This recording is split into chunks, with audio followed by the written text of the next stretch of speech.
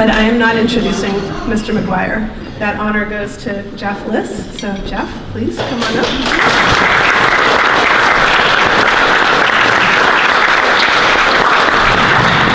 Hi, it's an honor to be able to introduce Bill to you all today, although you already know him. My idea about this was I was going to describe his career and his accomplishments and, as if he's getting an honorary degree or something like that, you know how they do the summary, but Bill's going to do that himself, so unfortunately for you, what I have to say is going to be all about me.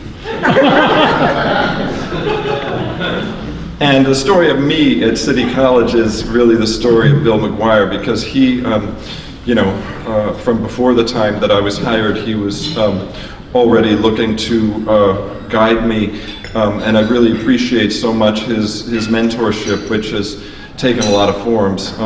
Those of us who have the privilege to teach in the Humanities, Steve can attest that you're going to get a little bit of guidance from Bill. You might get an opinion or two, and we benefited so much from that. There's a couple of specific things that Bill kind of introduced me to in terms of teaching that have been really helpful to me. And one of them is that, at a pretty early age, Bill really fell in love with the city of San Francisco, and one of the things that he did for me was to pass on this theme of San Francisco Bay Area arts and politics kind of theme when I started to have the privilege of teaching English 1A.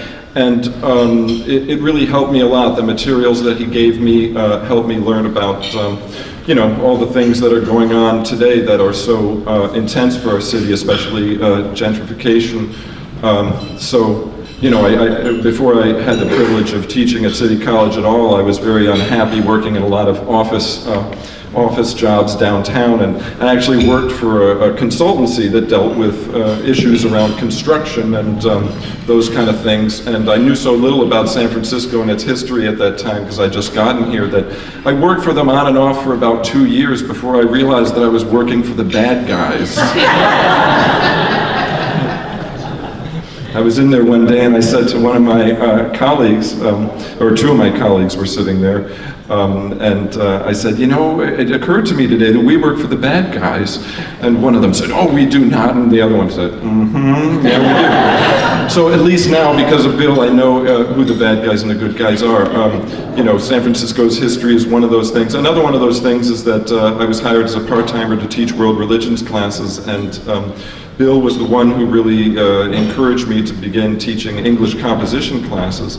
And when I did, I thought, okay, English 93, I can handle that. And then about 6 weeks in, I realized I needed to step up my game to be able to handle that. But Bill really helped me with being able to see, humanities and English as really being one thing. It's helped my teaching a lot to be able to learn that. So for that and a lot more things, parties, all the things that you know about Bill being on the social committee and everything. But he was kind of like my personal social committee. He really got me going in what I hope has been a reasonably good direction in getting to know all of you, and always felt that was very important. So there's so much that I owe to Bill. I'm sorry this has been all about me, but we love him so much, and we're so happy to be here to celebrate his retirement with him.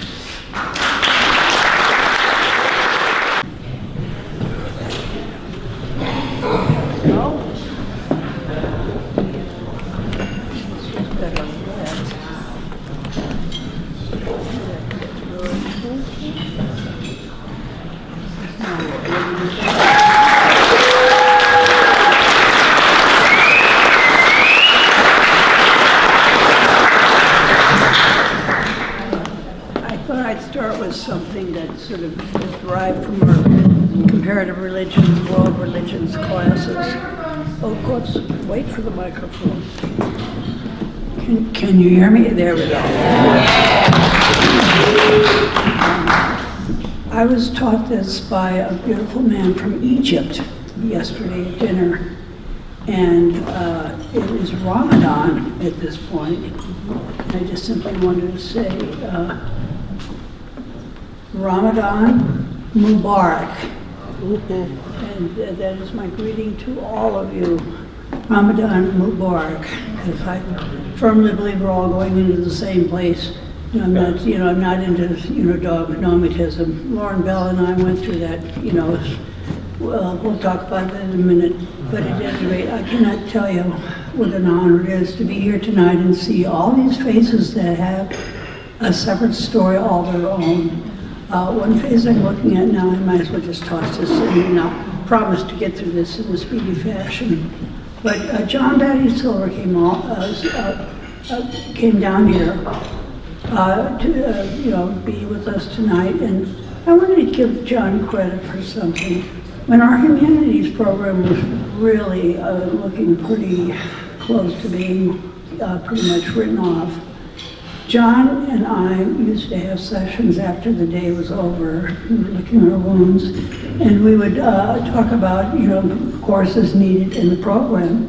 And to John's credit, he added class after class after class. And, as a department chair, he really kept the Humanities program alive and helped it to grow. So thank you, John Batty Silver, for doing that for us, okay?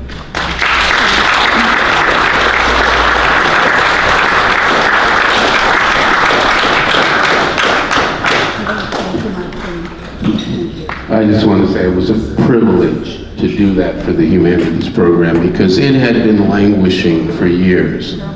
Yeah, under whatever. But the fact was, it was an incredibly important department and it needed to be rejuvenated. And I'm just glad that I was able to do it with Bill McGuire.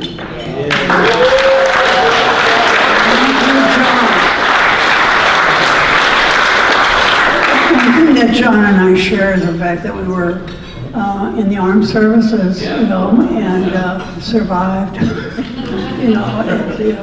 So I'll try to get on with my speech here, and it's just kind of, I'll try to ad-lib as much as I can. Looking across the table here is my friend Lauren Bell, and Lauren and I taught in St. Louis at a archdiocesan school called DeAndre's. And DeAndre's was an amazing school. It was multicultural, multi-ethnic, multi-everything. And after my first year of teaching, I got promptly drafted in the Army. And my mom said, "Oh, Bill, what was basic training like?" I said, "Well, it was pretty awesome, but it in no way matched my first year of teaching at the Andrews High School." And she said, "You're kidding." I said, "No, I am not." And Lauren came on board there as a practice teacher, and that's how I met Lauren Bell. And Lauren and I have been friends, ever since. And one thing that I recall was that the kids at school, very impressionable boys, and said, have you seen Mr. Bell? Oh, have you had him lecture? And they think he's so cool, and he's from San Francisco. Lauren was just an absolute hit. He was a rock star in his year of teaching there. And they were angry at me when he had to move on and he couldn't do any more practice teaching in my classes. They took it out on me. They were very angry, but he was just so wonderful. And I think I've often said that was the most important year of teaching in my life because I think we learned so much. One thing we learned from the boys at DA, we call it the Great DA, was that they could see through the bullshit. And the moment they caught you hurling it, they'd hurl it right back. So, you just really had to be on your toes, at that wonderful school. But, Warren, being a poet and that being his specialty, did a beautiful job of selling poetry to the boys at DA. Who would have known? But they knew who they were, and he read some of his own works. So it just shows you, just get down there and rub elbows and have a good time. He enjoyed it and taught me how to enjoy it. And so City College is very, very lucky to have people like Lauren, on their faculty. Anybody who is creative, anybody like Jackie Davis Martin, who writes, this guy writes, anybody who really gets out there and gives it a go. Well, students know that. Boy, I mean, we got to give them so much. Another little anecdote that I could say, John and Mary Garris are here, and John and Mary kind of fed the starving student when I was doing my practice teaching at City College in 1975. John and Mary would have me over for dinner, but every day after I was through teaching one of the classes, John would have me in his office and we would review the whole day from beginning to end, every single day. Talk about a master teacher. Oh, and John was so wise and so amazing. Yes. Okay, Gordon. Okay. And the one thing that John said to me, which I think is really so true, I was very nervous on the first day of school, and I tend to be a rather nervous type from time to time, don't we know? Anyway, John said, now Bill, don't forget, you know more than they do. I said, okay, that's right, it's true. So anyway, it became kind of a mantra. It's part of, in this speech that I put together. I've often felt that, what we as a faculty have to do when we're dealing with the administration, and when we, dealing with the empty suits and all of the things, the things that we have, what we went through these past several years, I think I felt it. I know that was banging away in my head when, these carpetbaggers from the north were trying to come down and shut us up.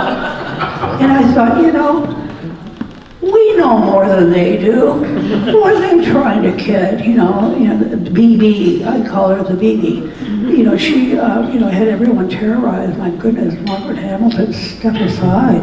But at any rate, one person who took her arm is sitting here in front of me, and I pay my homage to Tom Brown. Mr. Tom Brown came to my house when we had this fight back to save San Francisco. City College, and he has great administrative qualities, and he also started an activist group here in San Francisco called San Francisco for Democracy, and it's recognized as a very important endorsement. Whenever any of these so-called experts come forward, they all run it by Tom because they want the endorsement, because it's highly progressive. And it has a very good reputation for being honest. And Tom, I just, why don't you just make a statement? What are you working on most now? Can you explain this? It's called disparities. Making rogue police accountable for unwarranted shooting of black and brown people who are unarmed in this city. I can talk about that. The group I'm associated with is called Wealth and Disparities in the Black Community - Justice for Mario Woods, who was assassinated in December 2015. I'll stop there. Oh, Tom, listen. So needless to say, having someone like that in your court, he's my DPA too, among other things. So, it's really, Tom's fearless. He's a New Yorker, right? That's right. So he just gets the job done. But he has a very strong sense of social justice. And so when Tom was at my house when the fight back to save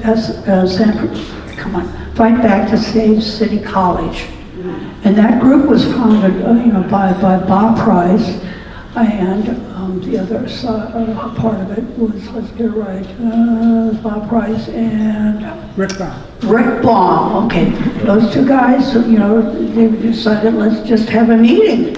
And they did it, and I said, okay, I announced at the meeting, okay, we're going to have to organize before the chancellor gives her speech.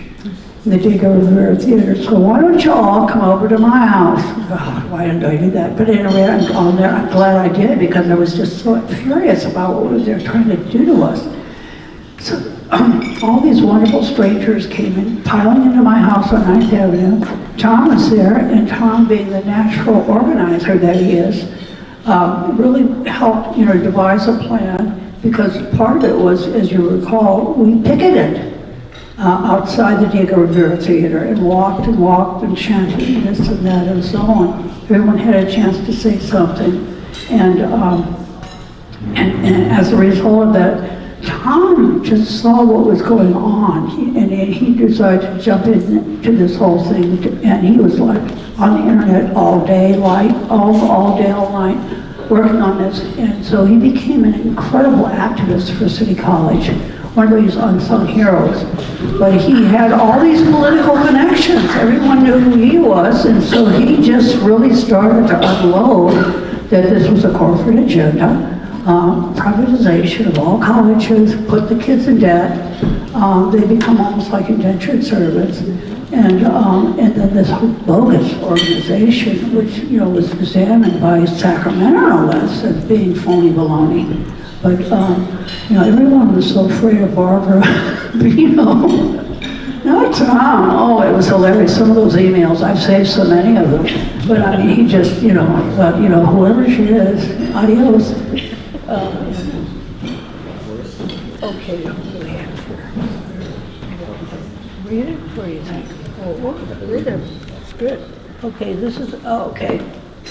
See what we can do here. This is a good time for me to express my gratitude for all you do, for all you did to make my journey at our beloved college wonderful. Allow me to read a small portion of the general prologue from Geoffrey Chaucer's Canterbury Tales as I approach the end of my pilgrimage. I love his emphasis on the word fellowship. And that is the big thing really in the Canterbury Tales, is that we're all in it together, we're all heading in the same direction, regardless of, how you view yourself. And some of the pilgrims are absolutely unvirtuous. You just love them because they're so human. And so these are just a few lines, like full 9 and 20 in a company. People of all kinds that had chance to fall in fellowship, and they were pilgrims all riding to Canterbury. And so in fellowship had joined them soon. So that's from the Canterbury Tales. Okay, I suppose that's keep it short.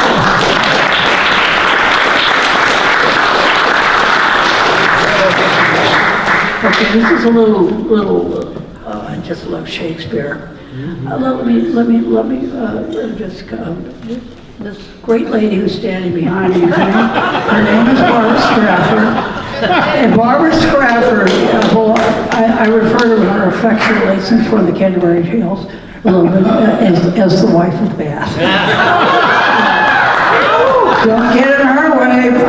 She'll be the first one to the communion rail. Okay, and this is the other thing that Barbara did for all of us, was every year organize a pilgrimage up to Ashland, Oregon, so we could take in the festival, the Shakespeare Festival, and the great plays that they produce. So I'm forever in debt, to her. And her beautiful husband, Don. So at any rate, give my love to Don, okay? And here we are. This is, as hard as it is to retire from a lifetime of teaching, I'm reminded of the great bard from Avon that all things must end. Prosperos, am I pronouncing that, Barbara? Yes, you are. Prospero's speech from the Tempest. Our revels are now ended. These are actors. As I foretold you, we're all spirits and are melted into thin air. We are such stuff as dreams are made of, and our little life is surrounded with a sleep.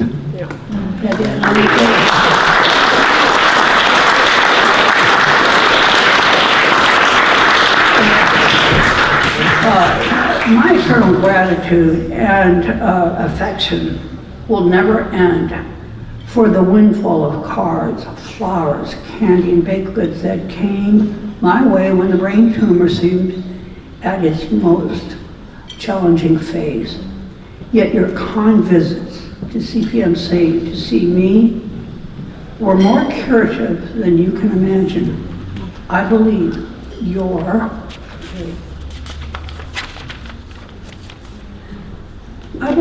prayers and positive thoughts and vibes helped me turn a corner last year at this time.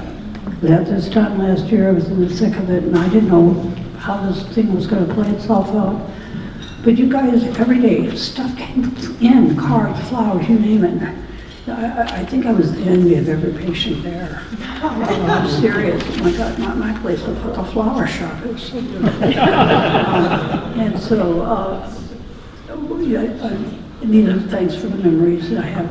To Don Germani and Barbara Scrafford for our many pilgrimages to Ashland, Oregon for the Shakespeare Festival. To Craig Kleiman for mounting a solid resistance to the demolition of the Mission Theater, a masterwork by architect Timothy Pfluger. The little chancellor at the time stormed Mike Holbert's office. Do you remember him? Mickey Rooney's double. Ugh. Anyway, but we held our line, and a march to the Mission campus was the result. And we saved that damn thing. It's beautiful. It's up there. It's a landmark for the Mission District, after all. And that little twerp who was from Florida just folded. You felt he could come in and just knock things down. And, again, short people. Here we go. I'm a short person, but I don't think I have a Napoleon complex. I certainly hope he did. Okay. And finally, to my little family of gentle and kind souls in Arts 213. Oh my gosh. To my left here is an amazing woman. Her name is Jessica Lundy. Jessica Nelson Lundy. And Jessica's from St. Louis. She's from my hometown. It's instant connection, but anyway, her smiling face when I would come, in the morning at 2:13, get my day started really good. Okay, and of course I've got Darren Keast over here, and where's Jeff Liss? Right over here. Okay, Jeff, no, you just relax. This guy's the coordinator. I thought, I'm going to have to step down, and he just seems so, competent and able, and Darren, MA in philosophy from Stanford, was a perfect fit for the religion classes, in the Humanities program. And so it goes, and it's just, okay, where are we now? Bill? Oh, Steve Georgiou, of course, thank you, Steve. I've got the anti-cough medication in my pocket. Thanks to him, he delivered it to my door. Okay, where are we now?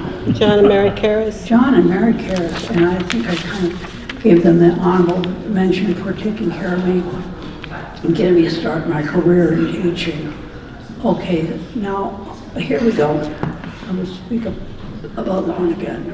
Thank you, Lauren Bell. Right? Yes.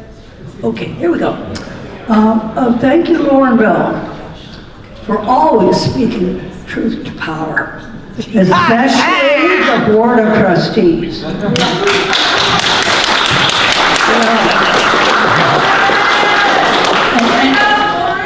Yeah, come on, Sarah.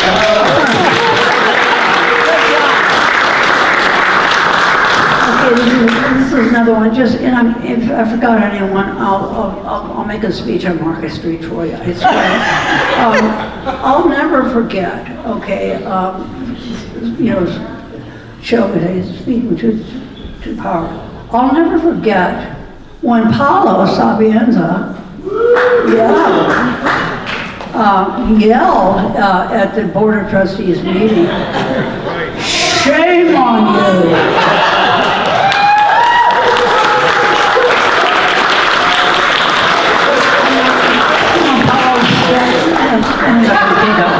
Okay, but you were so, well, I thought, oh, thank God, someone's sane in this room. I mean, the whole evening just turned into something surreal. It was beyond through the looking glass. So when he said shame, on that horrible trustee who's, I don't know where he is. I don't wish him ill, but I just hope, I do believe in karma, so I think karma's going to take care of that guy.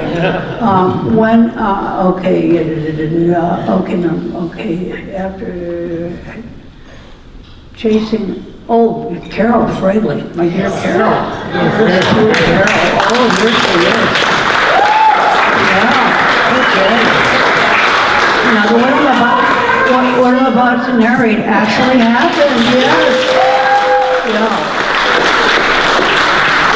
Let's see, the very same member of the Board of Trustees, get this guy actually went chasing after our dear own Carol Fragley into the parking lot and it took off. He did, he went chasing after her. She had dared to present a written proposal to improve the lot of our evening students. And go to Carol for the full details. It's a juicy story. It is amazing. Lauren and Carol were and continue to be fearless in calling out the bullies, the cretins, and the members of the Dunciad.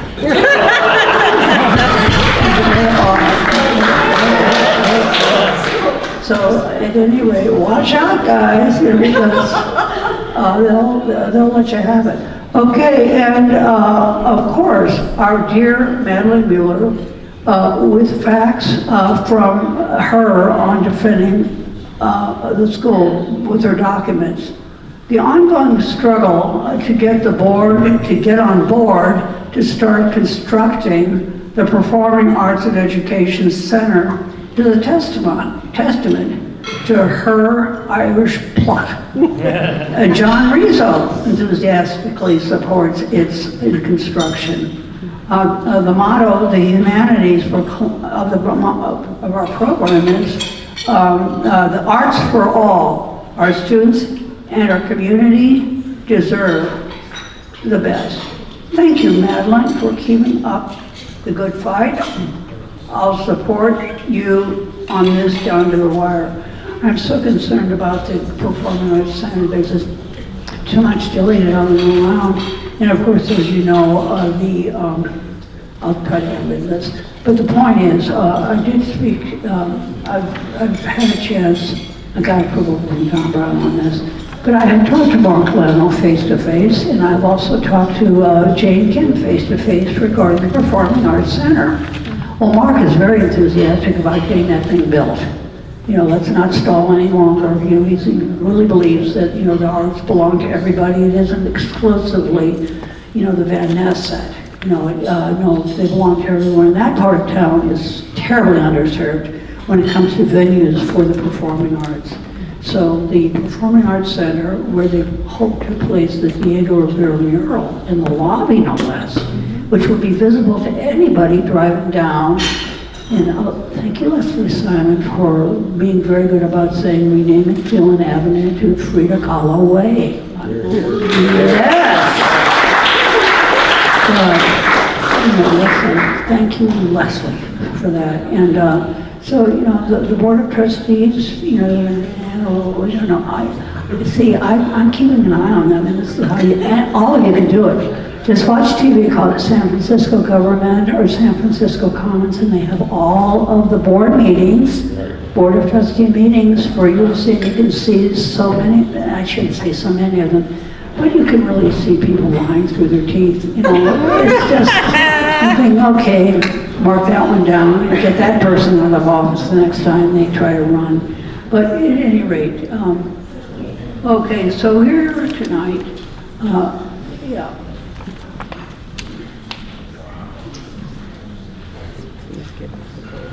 So,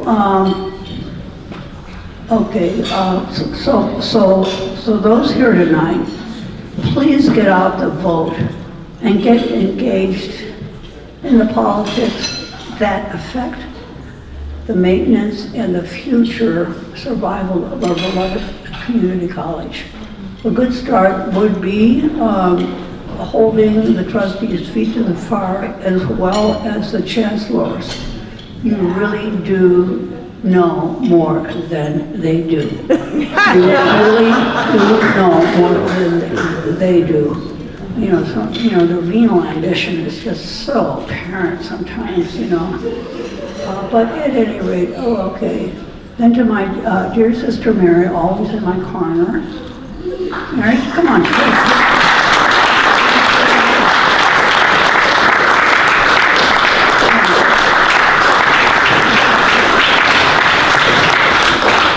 Well, in my lifetime, she has always been in my corner, okay? And so then what I'm going to say, my lifetime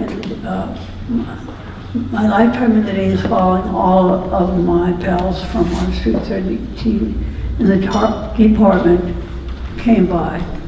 The cards, so lovely and thoughtful, have all been saved. And I'll never forget the phone calls from all of you and former students. Now, I've got this long thing, and Tom advised me not to read it. And I think he's right. No, see, no. First paragraph. It's... That's the first paragraph. Well, let's see, You know, civilization thing, right? Well, yeah, a civilization thing. I think we'll save that for, symposiums someplace. People are tired, Let's see, so, what did I say? This is about Lauren Bell. Again, I have to, end on an old friend here.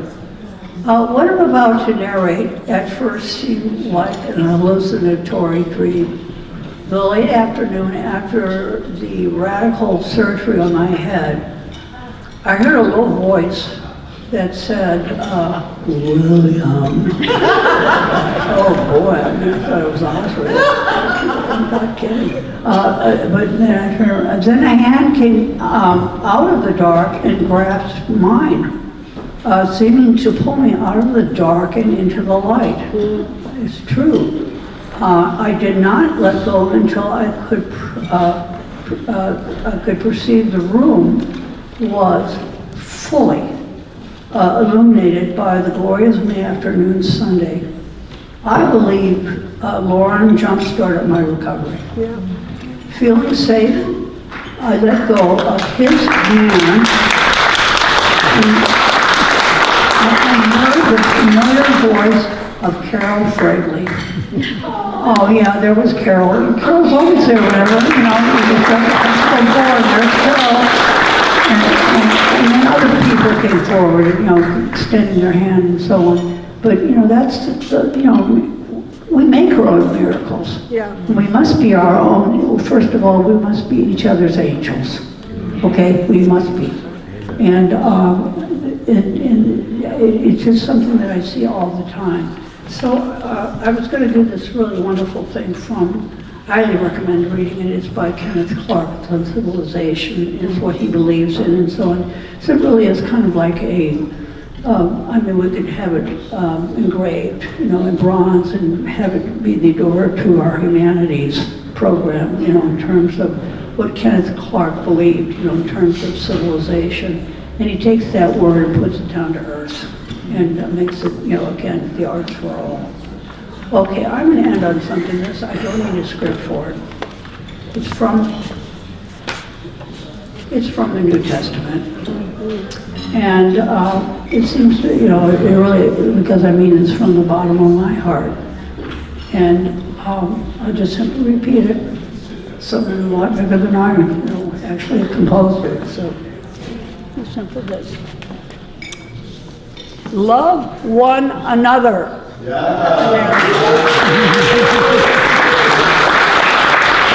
I have loved you. You've got my heart, all of you. Every one of you have my heart. God bless you all.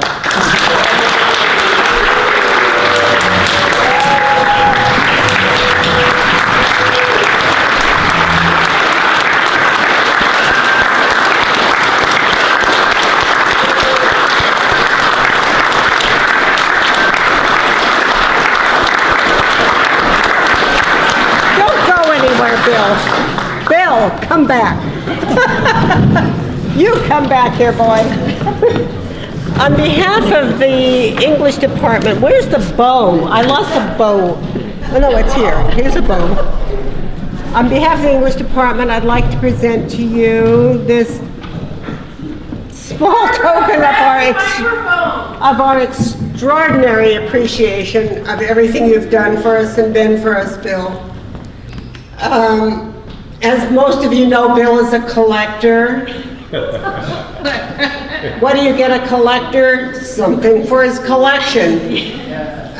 Bill, we'd like to present to you tonight an original playbill from the 1949 Broadway production of A Streetcar Named Desire.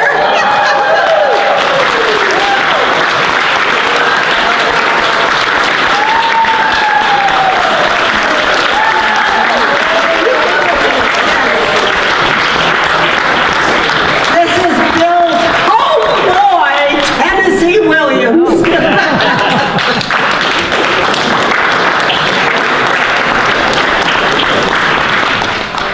Beautiful. Here, help me. I'll help you, yes.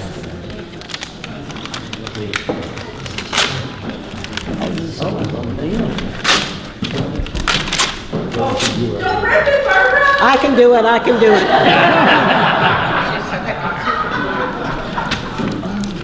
Holy smokes.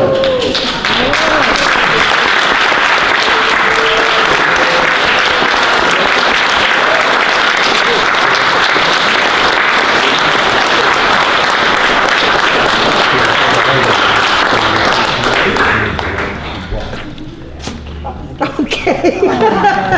I'm breathless now. I know. Come on, sit down.